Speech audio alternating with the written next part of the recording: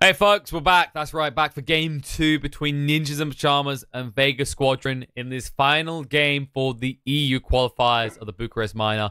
Second spot at the main event, up for grabs between these two teams and go out. We saw the first game. It was, quite frankly, brutal. And Alan, going into this second game, just as much a mental fortitude check for the side of Vega than it is an individual skill and team skill check. Yeah, absolutely. We've been talking about that for the last couple of series with Vega. They've had a long couple of weeks of Dota here, interspersed with some drama on top.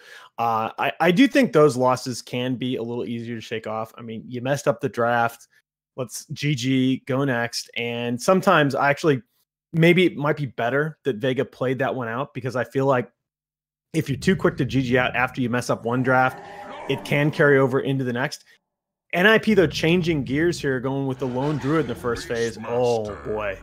This is already, you have to start worrying about... You banned the coddle yourself, right?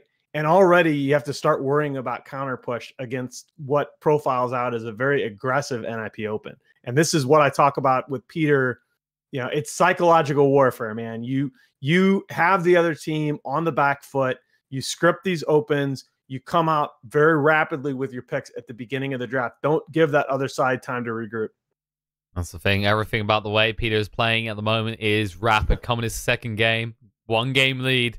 And, you know, they can afford to take this risk on going on a very fast tempo lineup. And if it backfires, they've still got game 3. I don't even know that it's that much of a risk. I mean, Beastmaster, at least in this meta, looks like a very, very stable offlaner, even capable of being bumped into the support position should the draft call for it. I like the Lone Druid. Lone Druid a little bit less versatile. I think the Bear build got nerfed a little bit too hard, but the range build is a thing, and you now get incentive for your Bear fighting close by you, so that hero itself doesn't feel quite as squishy in range form.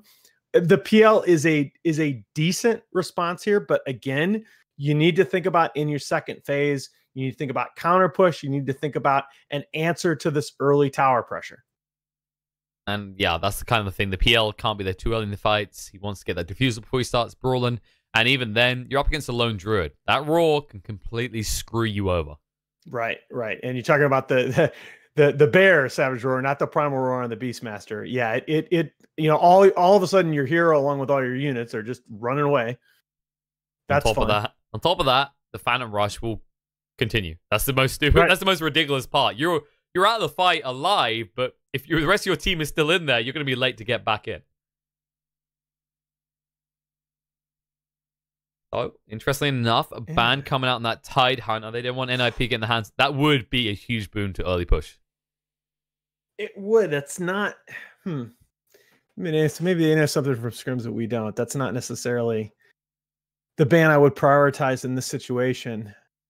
I think they're worried about the death pool element, right? Because like Tide can tank up a lot of the damage, and then a huge ultimate that turns the fight against you. Yeah, but I mean, it's pretty Lone Druid. Definitely in that set of heroes that can position himself around Ravage, and he's going to have a lot of information from the Bear about where the Tidehunter is in those fights. You wonder if you start to see some support bans outside from NiP, so Lich ban on Q.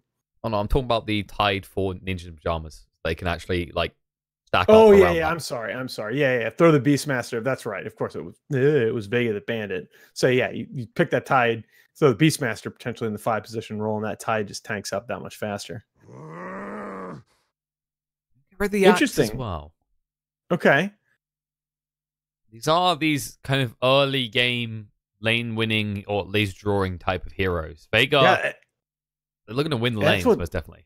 That's what's not confusing me, right? Because I mean, we saw this, you know, 5 position Beastmaster from No Tail here earlier in the day, but to see a Beastmaster on the board first phase and then ban 2 offlaners, it's interesting. See what the ban is going to be. The farm ban in the second phase for NiP. They did get rid of the Lich, of course, which can screw over these early kind of death ball pushes with the Chain Frost and the Dazzle as well. Now the 2, along with Rubik, that I would say that the 3 S tier supports so far in this patch, all off the board now. Well, maybe this is a 5 position Beastmaster. Quite possibly. You can run it that way. It just gives the aura over. You could look towards something else in the offlane, such as the Brewmaster, which isn't bad against the PL with the way to just eliminate the illusions when you're in the split. I will laugh if Peter picks Tree here. It's Tree. You want some Tree? Yeah, I mean, it's good scouting information. And remember that I believe now with the new root mechanics, I don't think PL can doppel while he's rooted. No, he should be stuck on the spot. Yep. So that okay. Okay, we haven't seen this hero in a while though. The Crystal yeah, Maiden. but it's one of those that's just kind of got forgotten, right? This is what happened. This is a strong hero from the previous patch. Didn't get the love right coming into this patch that a lot of the other supports do. I don't think that it's this hero. You know, she even got a base damage increase now. It does suck, right? Frostbite no longer has that interrupt attached to it. So yeah, not fun. It's a root now, okay? But got a base damage increase, the casting point removed from freezing field. So this is still definitely a viable support hero. It's just that everybody's been trying out the new toys in the Lich, Dazzle, Rubik, and Coddle, as it were. It makes you think forward. If you're Vega, there you go. There you go. They have to get That's what I want to see. There is a classic counter to the aura strat. All of a sudden, Inner Beast is now working against you if you get that good curse off. Also gives you that BKB piercing disable. If you get that onto the lone druid, his potential BKB power spike with that range build in the mid game no longer such a problem. And of course, the Splinter Blast does slow down any early pushes coming out. Mm-hmm. And I'm just looking throughout the game. I was gonna say, go ahead, please. I mean, it's true, but I was gonna say, like, the important thing to highlight here, or starts to like unfold, is because that Crystal Maiden pick, I like that Vega has kind of internalized their focus, like how they help just buff the PL's lane up a bit and then stop that push, instead of going, okay, Crystal Maiden got picked, but these aren't mana-intensive heroes so far. What are they combining this aura with? Right. Because there's so many heroes. You could get lost in your thoughts there, and that could be exactly what PvD is looking for here, just to throw you off your game. He's got something in mind, but there's so many variables, so many options, because NiP's open is pretty flexible. Another question is, you know, I agree with the spirit of the comment, but did you really lock down your lanes with the Winter Wyvern? There's still a lot of really strong laning heroes on board. Okay. And, oh man, that we haven't seen that gives you that actually gives you very little information. Yeah, right? Everything is open, right? You could run the Beastmaster as a core, the Shaker could be a core, the Lone Druid could go mid, they could go top, you could off lane. I mean, the CM is probably not a core. That's the one piece of info you've got, but everything else is flexible from NiP.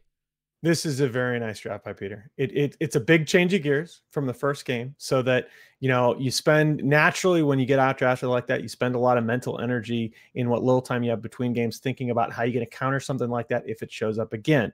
So you switch gears in the second draft, and this is like the prototypical second pick draft right now. You pick your first four picks on the board are all very open. So it's hard for Vega to really leverage having the last pick in the second phase, and they have to commit to the fifth pick, to the first pick of the third phase. So you're going to have overall last. This lineup of NiP can go in a lot of different directions depending on the role that they want for their fifth hero. Earthshaker could be mid, as far as we know right now. Unlikely, but definitely feasible. There are some matchups. I'm not saying that's that. I'm not saying I recommend that. All right, the DK, and a safe pick for Vega. Exactly. That's what you almost have to do that, right? When you see this kind of a do everything first four picks from NiP, right? Every one of these heroes, Crystal Maiden, you don't ignore Crystal Maiden's flexibility. The 4 and 5 position. 4 and 5 position Crystal Maiden play a lot different. If you remember back when Yapsor was playing around with that 4 position CM last season. So you're really kind of forced into a very safe pick from your mid hero with the DK that's going to more focus on just trading farm, and that opens the way for, if you want to go super greedy with your mid roll at the last pick, you can go in that direction.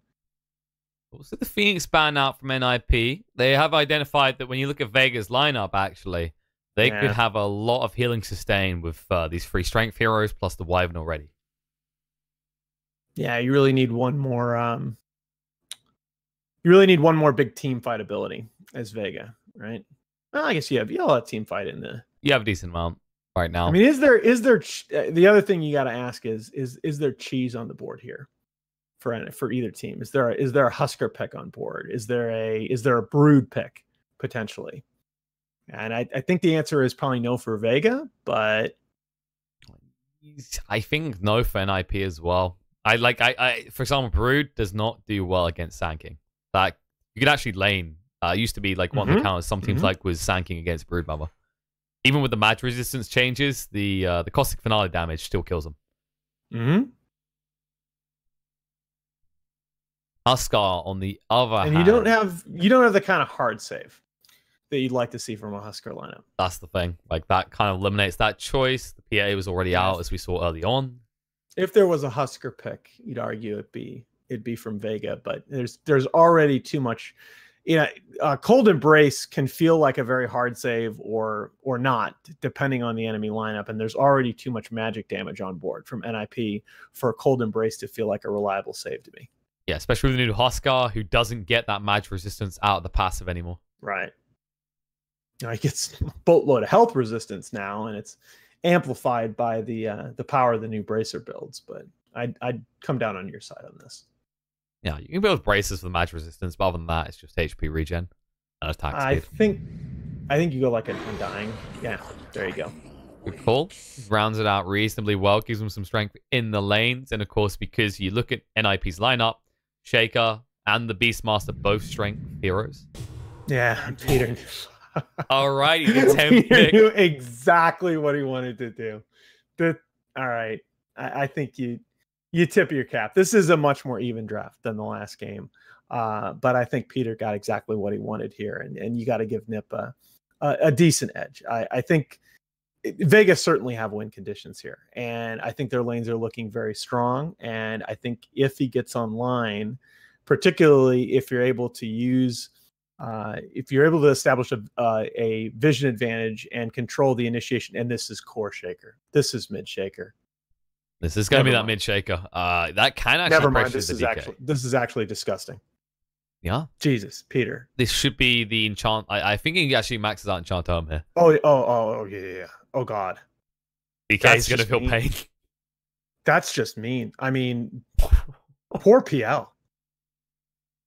Like, forget DK. I mean, DK is not going to be happy, but I mean, Fada is just going to dump all over this Madara PL, is he not? Yeah, if he catches them first, of course, the Echo Slam as well. I mean, if you get something like Quick Blink or Quick Shadow Blade, you can just get in there. Ags, anyone? I mean, that's the problem is the nerf to Earthshaker was that you take the initial burst damage off the Echo Slam. That was, how many patches ago? Circa 2 TIs ago. And that it limits the solo pickoff potential of the hero. But PL's always going to have his illusions around him. Well, so Fata, if he gets farmed in this game, he picks off Madara, no problem. But it's not even that. When you think about it, they did patch some of that damage back in. So while it's not as strong as it was once upon a time, level 1 Echo Slam still does a decent amount. If you catch him next to a creep wave, your combo kills anyone. He's done. Yeah, I mean, the classic case of the frog giveth and the frog taketh away. And then the frog giveth again. This draft is just dirty by Peter. Again, let's not make it sound like the game is over. It is absolutely not. This AM is still susceptible for the same reasons that an AM draft is always susceptible. You still have a DK that's going to be able to convert objectives if any successful pressure is brought in the mid lane. And unlike in the last game, you now have a set of supports and really a 3 through 5 that are going to be able to roam around the map making plays on the side of Vega. I'm not sure if they're committing to the mid shake here. Of course, yes, Fada is on there, but the way they're starting this out, 33 is moving towards bot. It might just be the Fada is secure in the rune. That's the most likely outcome. Yeah. And you should be able to move across in time if you want to do a fissure block. But if you have to level fissure level 1 in the mids, you're probably not feeling too great about it. Typically, you want that first point in enchant term so you can actually get the range creep.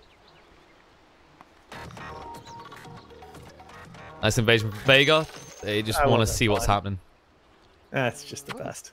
Anyone that has some sort of, dance to it is good. Kunkka's another example. the Thriller dance, like, I mean, first of all, how do you get away with that? But but it's awesome. I mean, I'm not gonna complain. You know, I'm just surprised the lawyers let you pull that one. Well, we're still surprised that this is a thing. You can actually see Lone Druid moving the bear around because this guy, he can actually claim runes. He'll try. Animage moving in as well. They have no stuns for him either, so he can easily get this rune. There it is. Maybe next time did snatch it away from the bear at least. All right. And Ace, he leveled Mana Break level 1, by the way, and that hurts Undying so much. You just let that BM grab 2 bounty rooms? Hello? Apparently so. Hello? They were shifting the lanes. Kezu's come top. Okay. And actually, NiP going to shift the lanes as well. You can already see the move from Ace. Of course, it's going to take him a little longer as he didn't level the Blink. He doesn't want to use the TP. All right. Witcher Wyvern versus CM solo lane. Go! Ice on ice. And CM wins this because she has a damage advantage, I was going to say. 5 extra damage, in fact. I mean, Fata? Fata? What is this? Ace is just double back around. He's like, wait, no. No, where am I going here? I'm so confused right He's now. walked up already. What are we doing, guys? Kezu still doesn't know where he goes. Peter is so pissed right now. I mean, can you imagine Peter in team chat? What are you guys doing? Where are you going? Oh, my lord. CM core is going to be a thing. Mark our words. I mean, PJ Salt. Oof. The real winners here. This is mainly Sax and the top because he hung around the whole time. It's the supports of NiP that are the true champions here, as they've just got early XP. And meanwhile, we're still in a Tri-lane question mark down here. All right, Fada finally shows. What is this? You know. By the way, chat's like, "Oh, this stupid casters. This is, some next level play." I'm glad you guys are smarter than me. All right, no, Ace is coming top. God, He's had enough. He realizes Andy Mage is much better with levels, just as much as gold. Saxon did soak up a lot of XP up here, though. That's the good news. Kezu's still not level 2. And this, there's a reason that this Beastmaster is played a lot as a core. He's a hero that can play very aggressively in lane, but AM is going to get bullied. Well, the good news is Undying has 2 mangoes. I was going to say, he has 2 mangoes, but he's already lost all his mana because of that early level into Mana Break. No, that's absolutely fine. Down bottom here, trying to make use of the early level 3 on the CM. Maybe next time getting low. He actually doesn't have the Arctic Burn available. Madara is going to body block it, though. Sfada has to change targets, and so will Madara. A little bit of aggression. Eat a decent amount. Okay, the salve up on MNT. We'll be fine for now. Sfada needs level 2. So close. He actually puts the point in the Aftershock instead of the enchant term. Trying to spam out low. He knows he has that arcane aura to get his mana back up. Well, Ace is just having fun here with the Mana Break. Just because he's out of mana. Really low. We are not in a good regen situation either. Yeah, no. It's going to get... Is the break next BBD? Not no. quite. The Tango keeps him alive. Just enough. Peter just saying, if I had those extra creep waves, I would have brought some stat items, Could have done it. I mean, there's no salve on either of the Dire Heroes. Only 1 mango on the Wyvern. They are burning through regen very fast. And, of course, you don't want to level into that Cold Embrace early at all. PPD. Oh, the fissure. Madara. It's going to get low. First blood. The right clicks overwhelm you from this Crystal Maiden. She's level 4. I mean, I'm telling you. You're not used to playing against a level 4 Crystal Maiden at 4 minutes into the game. This is a dangerous hero in the laning phase. Absolutely is. Well, at least he gets to come back the lane before Reggie, and he brought along a salve this time. But maybe things won't be so bad. Harass top as he falls back. Ace, he's going to go in. Well, he's not undying for long. He's dying. Oh, no. Okay. Ace with the blink forward. That's cool. That's a bit ballsy there to commit to that kill, but they don't have the punish. You know where the other heroes are. I mean, there was no risk, though, because the mangoes, they've already been burnt through by Pexu. He had no way of defending himself whatsoever. are getting rough to start off here for Vega. Kings of the Fada, they actually really want him. He'll go for the TP away. This is bold. Oh my god, that's so close. 20 HP. And that the actual difference there was Peter, who coming in with the Crystal Nova attack slow, saved his life. Absolutely. And this means that Peter, he gets even more solo XP. Yeah, and you know that attack slow does scale, not hugely, but it does scale with levels. Just grab the bounty rune in his face, of course. Vega will get 3 out of 4, which is a much needed boost to them at this point. NiP just looking, you know, when the game gets wacky, it's just adaptability is one of the most underrated traits in Dota. Absolutely. You just throw a wrench in the works. They don't expect that. Little things like taking advantage of an over-leveled CM. You just see that NiP knows how to do that. Pexu is being taken advantage of from the top. He's run out of mana fast, and this is a very low impact Undying game so far. Exactly. That's a very good point. He's just not having the bullying presence in this top lane that you would ordinarily expect from the Undying. He's burned through both of his mangoes and only has 1 stick charge. He's very limited right now. And that's actually partly to do with the lane he's up against, because he's not going to get great value out of that stick, right? Look at the abilities. Can we also quickly comment that 33 is destroying the mid lane? Absolutely. Absolutely dumping on Mage. It's like every time you want to look at that, there's something happening elsewhere, but you are correct. He already has level 6. He's out of mana. I mean, you're Dragon Knight, so your regen and armor is ridiculous, but he's getting nothing. Yeah, look, he's got no mana. He hasn't built in the Soul Ring. He went for the double bracer just so he can contend on the CS. Harsh times. Pexu again. Every time I pan. Pexu. Every time I pan up this top lane, it's just Pexu getting chased. He has the TP back to base. You're an Undying, son. Oh my god. This is like, the horrific start. Chasing other people around, and Mage, it was just all 3 lanes. NiP just bullying. No roots though, so Mage gets to live. Gonna try and turn around here. 33 getting low, but once again, you never have mana. Yeah. Neda knows what he's doing up here. Meanwhile, on the bot lane, PPD, he's going to be sick soon. And they have no stun, so if he gets on top of him with a freezing field, I'm concerned. And, I mean, top lane, Kezu just desperately trying to hold his own, but he's just getting continually mana broken. This is probably the most defensive in terms of what you can do with it. Elder Dragon form I've seen in a while. Mage is so pressured. Oof. He just needs it to try and harass him out in CS. He can't deal with the pressure of 2 heroes, one being ranged, dealing with him. And Sax is now here as well. He's just following Pex wherever he goes. This may be the matchup to deal with Undying Pex. How do you trade against the boss? Oh, the Tombstone dropped just entirely defensively. 33 going to move away from it as well. They brought both supports over here. I still don't think they have the position. They can't. The bear, they might get the bear at this rate. 33 getting low. There's the roar to get them away, though. And the bear will just walk it off. He can't quite resummon or get rid of it yet because of the ticks from the Elder Dragon form, but he doesn't even need to resummon. Sends it back to base. Yeah, held it to the very last minute, and Pexu goes up on the high ground there trying to threaten. I think they probably will sniff out that ward. It could be very helpful if they don't. That makes this top tower kind of a nice priority target here for Vega if that ward is not dewarded. Well, this has to be on prioritization at some point because Ace is just being left to his own devices. Invis rune though for MNT, and he might try and set up. Oh, Melder is so low, but he's going to try and set up a kill on Peter. Mage, that's the bigger one they're trying to go for. Can they get the roots here? The bear is chasing. There it is, the root. Doesn't matter how fast you think you move, it's never fast enough. Oh gosh, that's going to be a tier 1 as well.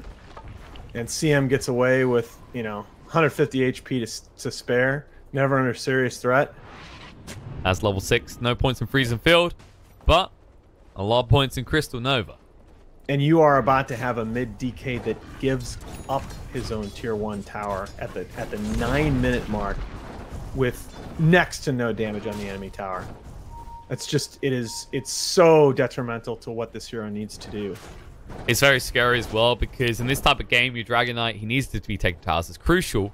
And we usually see this Lone Druid as this type of matchup where he'll mirror the movements of the DK to stop any pushes. And on top of that, like you said, he just took your tower before the 10-minute mark.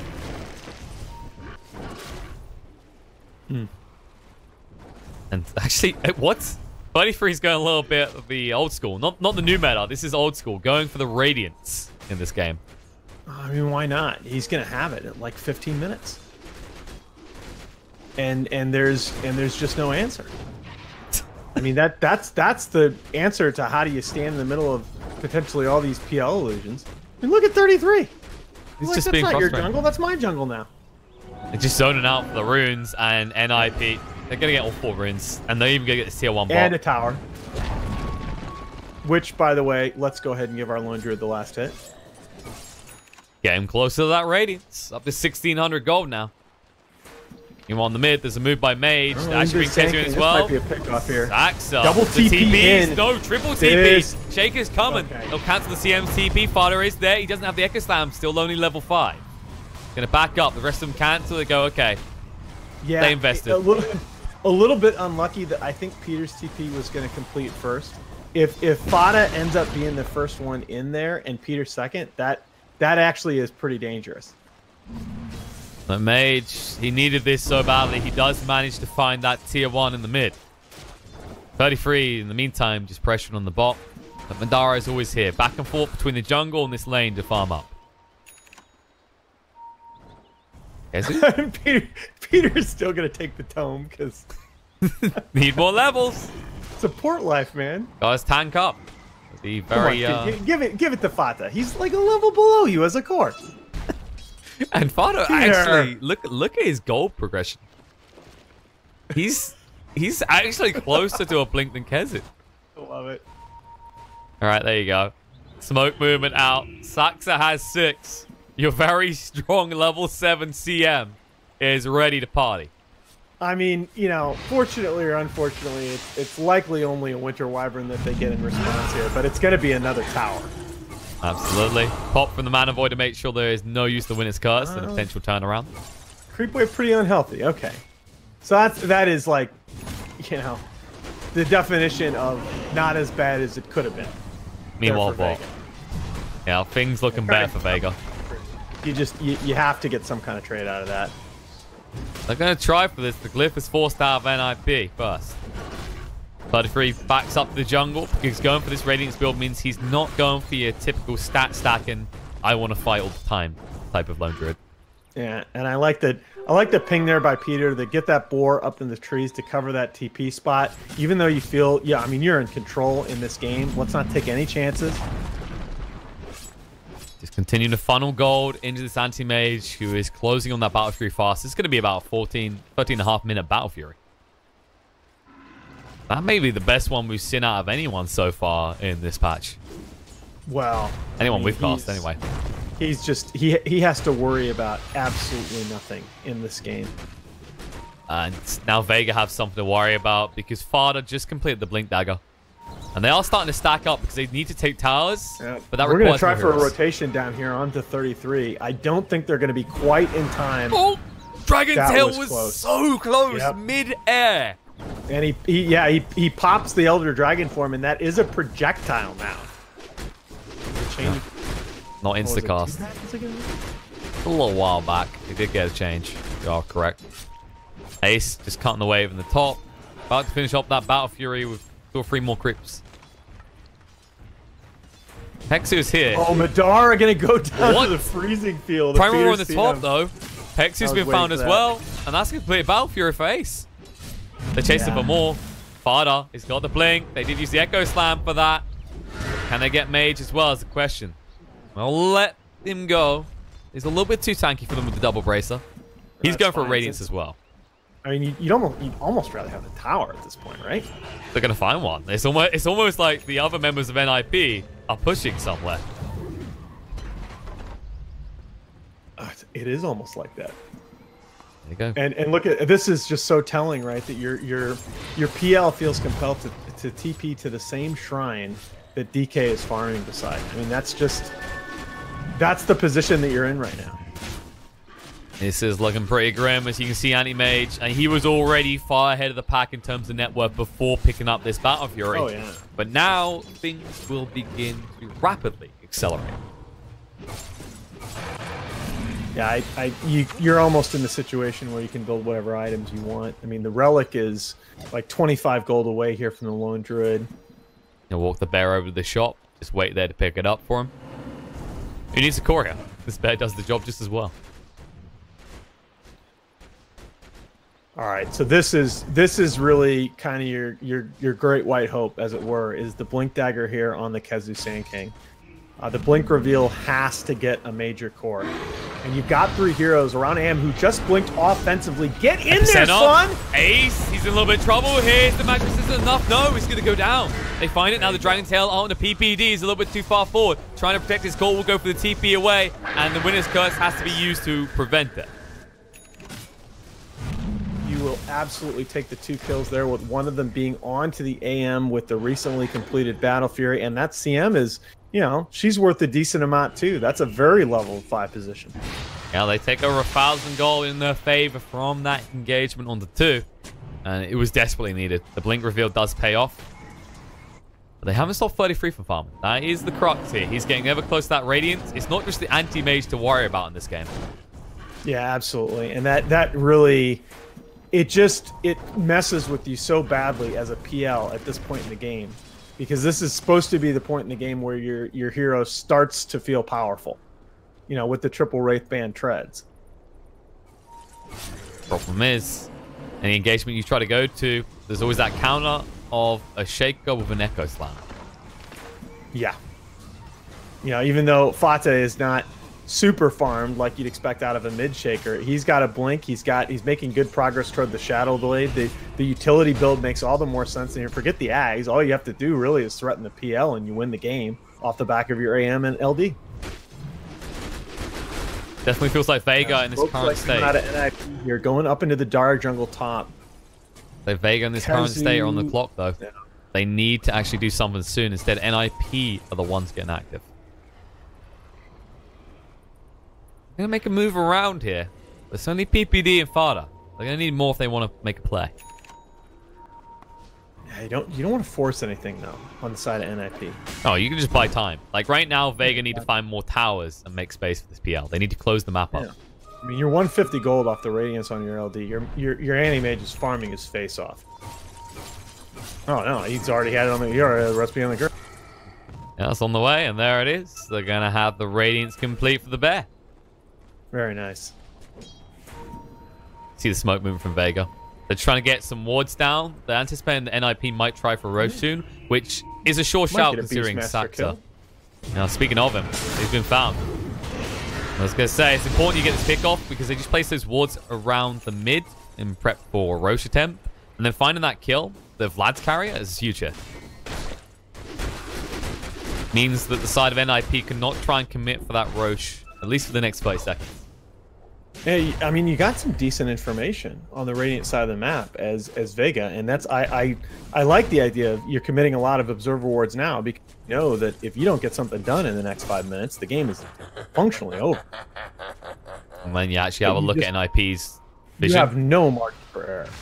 Well, that's fair. I was going to say, you look at NiP's vision, they have to play aggressive on the side of Vega to dodge this. That's not fair. This 4-position Beastmaster has a Vlad's and Medallion.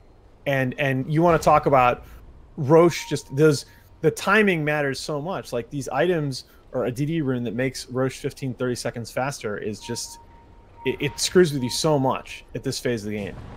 Well, you can take a deep breath and a sigh of relief, Alan, as it's actually going to be a regen rune. It is a regen rune, but the Medallion, when they choose to go into the Roche pit, with the Radiance down on the Lone Druid and the Medallion up on the Beastmaster, this is going to be a much faster Roche than Vega are expecting. And you will see it right now. They just walk into the pit, and there was actually vision that they de-warded, so Vega has to have an inclination this is going on. Are they going to be quick enough, though? It doesn't look like it. Medallion, good item.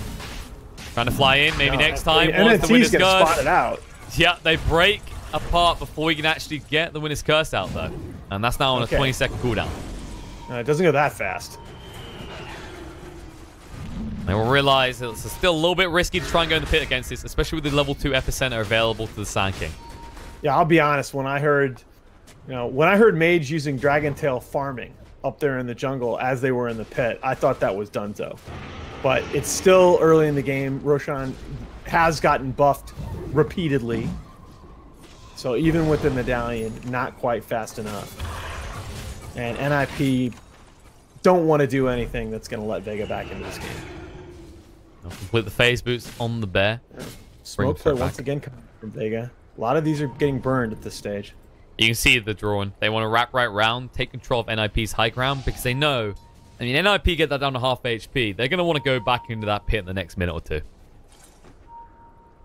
Yeah, but the alarm bells have to be going off, and you might see a counter smoke at some point coming out here from NiP. PPD? Are they going to catch PPD? All right, Invis. Why wouldn't it be? Why wouldn't it be? And they've been dewarded with the sentries around the pit. They actually guessed wrong. And they thought PPD walked away. He didn't. And actually, Vega, have they been baited in here? They're surrounded on both sides. Oh, no. This could go badly right now. The bear just ticking them down, giving them all the vision they need, and they don't want to commit too hard onto the bear. They'll be allowed to walk away, though. PPD was in position, but they need the anti-mage here for a 5-on-5. Oh, no. And meanwhile, anti-mage is happily farming the entire map. And he's going to say, you know what, if you guys are just going to have a Mexican standoff here by the Roche pit, I'm just going to go farm lane groups too. He's the only one finding value out of this standoff. Moving in, maybe next time. If he gets rooted once, he's dead. The bear chasing, and he's out of range, so it can't attack anymore. He's Dragon Tail just to escape. Sand King did come. He will TP away, and Ace knows it, so he immediately goes back to pushing. They're looking to fight now. Can they do it? Undying going in. Epicenter being charged up, trying to move through. Stun on the two. Saxa and PBD found. The supports of NiP still alive, though. Now the Roar comes out. They're going to look to turn around. Primal Roar out on Nahaz. The freezer field. PBD does go down, though. Chasing through. Saxa is low, but Dara looking to finish off the kill. He will be able to find it. Double kill for the PL. Buyback comes out for the Crystal Maiden. They found low Druid, but can they get him? He's already used the Roar. Stunned up on the spot. Barda needs to move in with the Echo Slam, but he can't. The Blink still on cooldown. 33 will fall. Mage. Buyback comes out. Finally, anti-mage involved in the fight, ready to begin. Ace wants to turn this. Oh, huge commitment, though, on the side of NiP. Vega can disengage if they want to. At the same time, NiP could go straight for Roche now with the Epicenter being on cooldown. They're a little bit worried about that Winner's Curse still, though.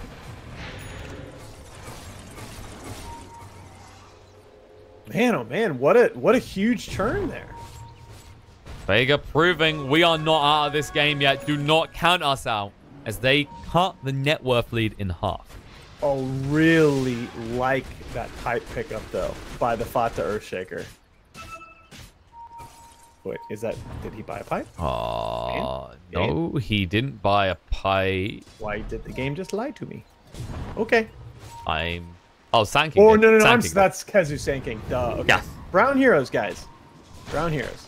All right. Anyway, I think a pipe is a really good item for both sides in this game. It's actually arguably better for Vega than it is for NiP. Yeah, but Vega are going to need it.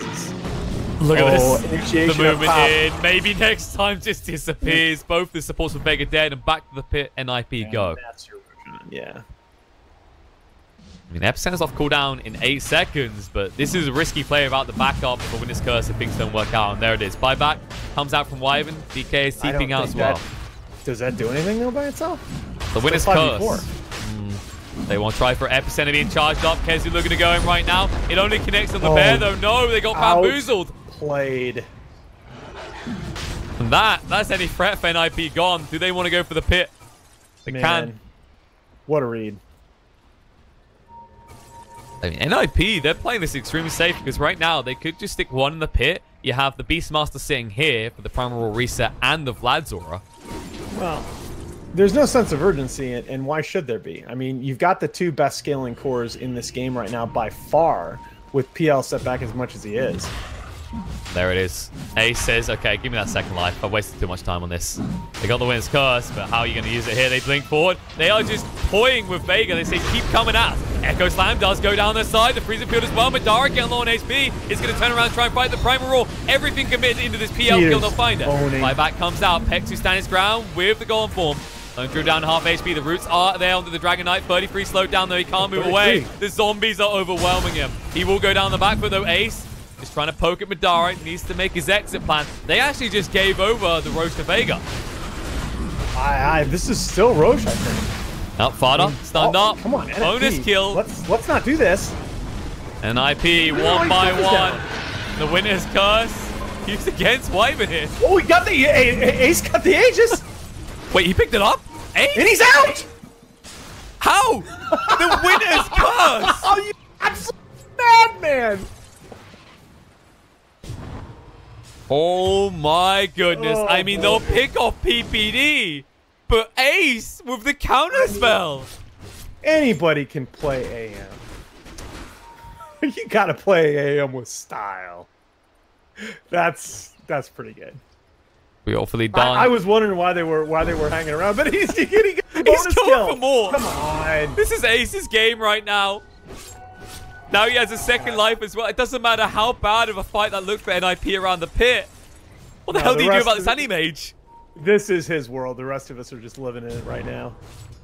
I am speechless right now. That Mage is like, all right, damn it. Nope, sorry, you're not gonna find him. It's a nice Shadow Blade you've got there, but the reveal, blinks away just in time. I can't find it. Guys on the bottom. But that was this is looking rough for Vega because the net worth lead isn't big, but that was looking like they could take the lead. The way they were fighting around that Rose Pit was beautiful, and then just that one frustration as Animage comes in and screws you out of your reward. I mean, at least you do have control over your own jungle now. I mean that's pretty darn impressive fighting there by Vega to take that Roche fight when it looked like the game was spiraling out of control. But that's the thing. The price of having all these harder farming cores and the LD going through this Radiance build is that you're not as relatively strong at this point in the game, especially with this. The bear build on LD is much worse than it was in the past, as the gold lead would indicate. But Vega is not. They can still win fights now. The problem is they need to do something so that they can still win fights in 7 or 8 minutes. And that's the thing. That's what I was about to say. Because the other thing to highlight here is Animage did reach level 20, which means he got his access to that blink cooldown, flash farm increase. Does anybody get the uncontrollable illusion anymore, or did that just become total garbage? I've seen it maybe once. I think most people on the blink bandwagon because you clear camp so quickly. Oh, it just it seems like I'm having a hard time cooking up a situation where you would get the uncontrollable illusion as anything but a Mei, but this suddenly NiP on the move. This Abyssal too from Ace. It's ready. He's going to be capable of getting the pick off on it. They're going to have to turn the towers here. Fissure guesses wrong from Fada, but they'll be able to get the tier 2, and that means if Vega make a mistake here, one boo-boo, one slip-up, they could lose the entire base because there's no tier 2s Also means, though, that they see the Abyssal. So that's not necessarily a bad thing, being Ace having blinked down for that tower. Still, obviously, it's the AM. You want him to get the tower bounty. At the same time, you have to look from a perspective, but now you see that Abyssal. Like, Vega, they know that information, but now they're going to play even more defensive. Are we double medallion here? Did I just see LD pick up a medallion? Huh. Let's have a look. All right. Yeah, he's got one coming out. Interesting. Different, go with the different heroes. It's not a bad. I mean, it's honestly a pretty efficient item. That's not a flame. Just was a little surprised. Honestly, we haven't seen Radiance LD in this patch, so I wasn't sure whether where he was going to go from that item to begin with. An interesting mix up here, as he will look to go for a full Solar Crest, which should enable Beastmaster to... Yeah, he's going to go for the Glimmer Cape. He needs... I was going to say Shadow Blade or Glimmer Cape would be a good shout. No, I think that you're getting to the point, right, where, I mean, you have this mega farmed AM on the map. You need at least a soft save for him. And I think the Glimmer Cape makes a lot of sense. Ace moving across, Abyssal, he gets the Wyvern kill. He was waiting for that opportunity. That's the biggest threat to him if he wants to try for the high ground. He's pretty low on mana. That Abyssal is... Well, it's down to 75 now. Used to be really expensive. Yeah, they cheapened it up a little bit. He'll be fine here. He's shoving on the top. The rest of his team is on the bot. Fada has the Shadow Blade. Shadow Blade, just lying in wait. He wants that kill on the Madara. Because that is the only thing they're now worried about. The Wyvern being dead. I mean, the epicenter is a frustration. But without the follow-up damage, it's not lethal. And Kezu progressing pretty nicely here. He does have that full level 3 epicenter online. It would feel really good if you could get him to level 20. Things calm down a little bit as the Aegis is reclaimed, but NiP, they already have control of the jungle. Yeah, I think you're playing for a pickoff as NiP at this point. You don't need to force high ground right now. You know, you can very easily just control the enemy side of the map, play for a pickoff, and wait for the next Roshan. Vega will pick off the bear in the meantime. Nice little 300 gold bounty for Kezu. Gets him closer to that Lotus Orb. You know, let's keep track. That is a resummon on CD. You know, but again, given how I think NiP were thinking about playing the next few minutes anyway, that 120-second cooldown is not the biggest of deals. Ace did pick up the DD, but they are definitely being tempered with this. As you said already, they do have the better late game with the anti-mage and the lone druid being so far ahead in gold. And you do have to temper it like this. When you've got this much gold lead, you die. The amount of gold you just feed over to Vega really just accelerates this PL to a point where he could be a threat. Yeah, and that's kind of the thing. That's the only way that the the PL is going to accelerate in this game. I mean, he's the third most farmed hero on his own team. He's playing on such a small map right now that as long as you're not feeding, you know, at least 2 or 3 kills to this guy in a fight, he's not going to outfarm you for a long time. I mean, hell, your anti-mage is going to be 6 slotted. And by then, Roche will be up again, and that time, Aegis and Cheese, which at that stage, with Lone Druid being as tanky as he is, you give him the Cheese. Where's your pick off? It's not going to be one of these two, that's for sure. Yeah, the other, again, it's a small complaint. It's a hard game to play right now, but I haven't seen Kezu getting XP, and I feel like that level 20, that assuming he does go the 4 extra pulses, 10 armor is not a bad thing either. But I feel like you need that huge epicenter. That's the only path. Epicenter and Winter's Curse is the only path back into the game I see right now for Vega. There's a lot of damage. Oh. You could look towards something like the Silver Edge on the Dragon Knight. He has got the Shadow Blade. You complete that, you get rid of that Mage resistance, and Anti-Mage can be burst really easily by the Sand King. Yeah, you get rid of the Spell Shield, but I think by the time you finish your Silver Edge, he'd have Aegis anyway. At the same time, though, like, you look at it, you haven't got the physical damage right now. He has 70% Mage resistance. You know, Kezu wants to at least think about running a play here in his own jungle. Ace is already long gone, though. And it's going to be NiP who smoke up and try and take the initiative here. They can go. They have been patient so far. I don't think Vega fall for it, but it's still a good percentage play. See if they can get pick off. Roche is up in 2 minutes. But maybe NiP getting a little bit impatient. They can sit on this. No. This is a very safe smoke. Like, that's what I like so much about it. And so far, Vega have been very good at identifying the only person who should really be out of their base is Mage. And then occasionally you see Kezu do this. This is the classic Kezu move. Just go for the split push. Make sure all lanes aren't pressured so you don't feel inclined towards a rushed play. Yeah. And you can just see NiP that with their rotations just methodically harvesting the map. It's going to be Vega that try for their own smoke play here. They expect Roche to be up soon. They don't actually have any way of knowing. Yeah. It's part of the reason you smoke here is for information. And the scan does hit. They have a pretty good idea of where... On days, though. Oh, he doesn't get the counterspell on time. Stunned up. The Echo Slam. Fardo with the turnaround. But Dora down to half HP. Fardo's been melted through the freezer field. Continues sanking. Ruined on the spot. They use the corner brace to try and protect the Winter's Curse. Comes out to Crystal Maiden. And Lone Druid is barring the crap out of Peter's face. Stun is there. Epicenter being charged up. Can they do enough? The Roar. It interrupts. No. And Anti-Mage. He just overwhelms the fight. Madara will be able to escape. We're running with his tail between his legs. A man with a tail who won't get away is Dragon Knight. Okay. Well, all right. Barda, so patient there with the turnaround play. Did cost him his buyback, but he already had the impact they were looking for. Yeah, that actually looked like it might not be a complete cluster for a few seconds, but NiP just too far ahead at this point.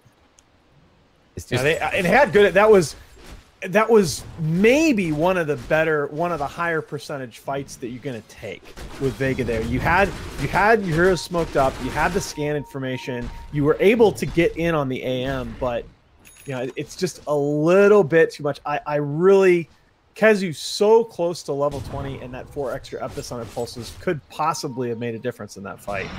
And I think the thing to look at here, I mean, you saw it from the way Madara's running away, is on the side of Vega. This Dragonite is tanky enough to deal with that starting burst. But the PL, until he goes for this heart, which he's trying to complete, he can't stay in the duel. He's just susceptible to getting effectively zoned out of the fight so early. There's a lot of AoE. All right. And I mean, you have to respect even the Radiance burn. Dude, Aegis picked up by Ace. They gave the cheese across to Fada because he did buy back. Pexu outside the base. Don't worry, Ace will stick you back in there in 50 seconds time. They buy back. Playing support against AM in this game is so fun. Tear in his eyes. I mean, he hasn't had a game. Let's be totally honest. From the get-go, he was just pummeled in that top lane. No, I mean, it was MNT in the last game and Pexu in this one, but NiP just taking these Vegas supports out of the game completely. And pushing 2 lanes at once. Got bullied in zone lane. Oh, Wyvern in trouble. Will go down here. Ace, he is indeed godlike. The buyback comes out. The best hope is good win its curse here. And they find it. KheZu waiting. He does have the epicenter ready, but he needs to be careful. He needs someone else to start the fight, because if he charges the epicenter and they walk away, they are in trouble. NiP fake the walk away with the smoke. Ace gonna go for the bot lane. He gets the Wyvern here, the Abyssal, oh no! He went for the D-Ward, trying to keep him alive, he won't live. Now the Echo Slam connects with the Flame Stun control! They're be able to wipe through them here! KheZu trying to move away quick enough, Mage stands ground with the BKB, Vidar charging through on the PBD, who will get out of the range of Glimmer Cape. It's going to be close, can they do enough damage? Ace just cleaving through this, the bash coming out Madara. They know which one is real, they ping on doing. So strong and he is so tanky against this, he barely feels it. It's a tickle, now the picture, they turn around, the stun control is good, Madara run out of mana, there's the Power Strike epicenter on the Fada, the Glimmer Cape initial damage, ease the cheese, stands his ground. KheZu, he has no impact here. Madara will be going down. Mage, he's just ignored through the whole fight. KheZu is going to run out of life and be found by Ace as well. And they'll finish off a DK kill as it looks like it's all over. GG, congratulations, as NiP 2-0 Vega. Yeah, Vegas come a long way as a team, but NiP, as we said in the first series that we cast, they just played this qualifier like they were pissed. This team feels like it is a top 6 Dota team in the world. They had that taste of success at the KL Major. They were severely disappointed, freshly coming home, having to play in these online qualifiers, at falling short in the main event, not making a spot at the Major. But they're going to this minor, and I'm telling you, OG is looking in good form, but this is going to be a dangerous NiP team in Bucharest. Absolutely, especially credit to Ace, the way he played the anti-mage, just textbook anti-mage taking over the game. I say textbook, that moment in the Roche put especially is the unique play that completely turns the game, because that was Vega's opportunity to get back in this game and get in the driving seat. So here you go. How many teams at the minors? Is it 8 teams? I believe it is 8, yes. 2 of them EU and 2 of the Chinese. So I will take OG and NiP, and I will give you the field. I think I'm favored. I really do. Bold move, Con. I mean, it's a fair statement. Like, I haven't seen as many. I haven't seen as many of the Chinese replays, right?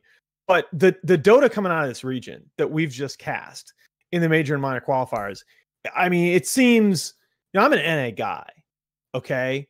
But these teams are just ahead of the other regional Dota that I've seen right now. It's a fair statement, right? They are, like, the other regions definitely look like the underdogs. When you're talking about OG, you're talking about NiP, you've got TI winners, you've got 4th place major team, and then, like, I'm looking at the people that potentially go up against them. You could have, for example, some like Complexity, who actually went to the lower bracket. Like, Complexity would have been one of the big names for the NA. Instead, you've got, for example, Test 321 trying to go through Team is stomping everyone right now.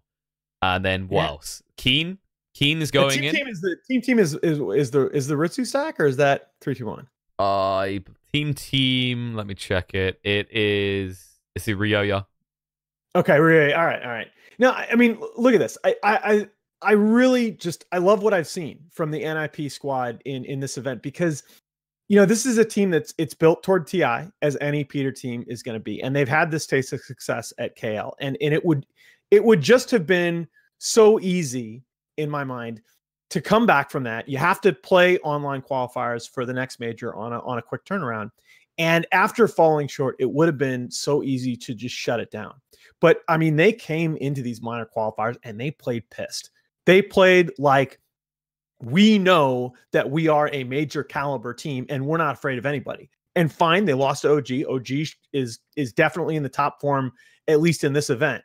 But what that says about the makeup of this team and how they're going to play events throughout the season, and with the ceiling that I still think they have, I think it bodes very, very well. Absolutely. Well, that does mean, though, we are done. We know which teams are going through from the EU region. That does mean that we are done for this qualifier for the Bucharest Minor, Alan. That's right. We only had the EU coverage. There's plenty still going on, though. Of course, we do know which team is going to be there from China, from Southeast Asia, and now from Europe. But there is still the North American qualifiers to be decided, the South American qualifier, CIS, and I believe the second slot for China is still up for debate. Keen did secure the first one, but now it could be either Royal Never Give Up, eHome, or Team Root that take that second slot. Yeah, and that's if I remember right, that's an eHome team that played LGD pretty tough. So that's not bad. Good Dota all over the place, man. Hey, thanks for having me. This has been a blast casting these two qualifiers with you. Thanks for everybody tuning in. I was certainly very rusty on casting, but it's been a blast kind of learning the new patch along with all of you. Absolutely. Always fun when these new patches drop off the major, the way things flip, and we're already seeing it from teams that do qualify. Don't. Some remain very strong, for example, like Secret, and others are very surprising, such as No Pangle in the CIS. But it's been a pleasure to have you, Alan. Always welcome back for more casts. Guys, you got to give him some credit, all right? He comes from the panel into the cast. When he's sitting on that panel, he's got time to think about what he's going to say. When he's in the game, he's got seconds, and I think he's done a great job. Well, thank you, sir. The feeling's mutual. Had a lot of fun. Hope to see you guys in chat again. All right, guys, that's going to be it from us. Plenty of action still going on, though. I believe NA should be kicking off soon. If I just check the schedule for you to see what the overlap is. We've got, I think CIS might still be going on as done. I'm not sure. But you are going to have NA kicking up very soon with Breaky, or it may have already started. And then I believe SA is continuing with Michael Loris. So plenty for you to watch. Tune into that. That Breaky and Alchemy casting duo, I listened to them last night and really enjoyed it. So I think you guys are, those of you here that came for the last couple of EU series, if you can stay up, those are going to be some fun games. Yeah, they will. But we're done. Get lost. We're out. See ya. Later.